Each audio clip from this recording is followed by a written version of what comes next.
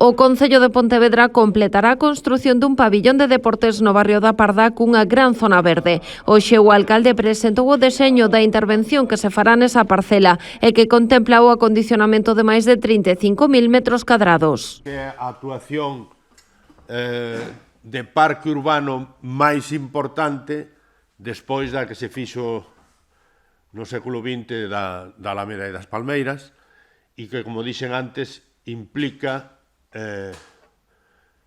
un terreo que é 3 veces o que a incorporación da zona verde de Santa Clara. Ademais do pabillón dun 6.000 metros cadrados, este espazo acollerá unha zona de parque infantil da natureza con xogos como tobogáns e tirolina, 2 áreas de aparcadoiro ou 2 miradoiros sobre a vía do tren.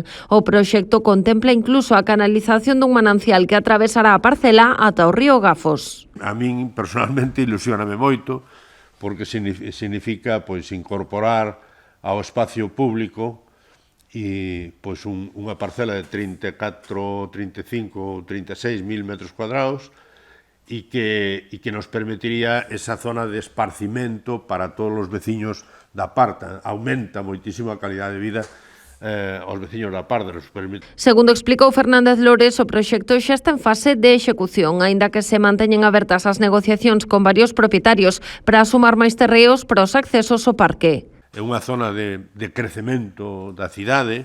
Esta zona verde vai a ser un parque urbano que nos vai a permitir conectar toda a zona da Parda a través de Entrevías e de Otero Pedrallo co parque do Gafos. O Goberno local orzamenta esta intervención en 4 millóns de euros. O que aínda está por definir é se este proxecto da zona verde construirase de xeito independente ou paralelo á construción do pabillón deportivo.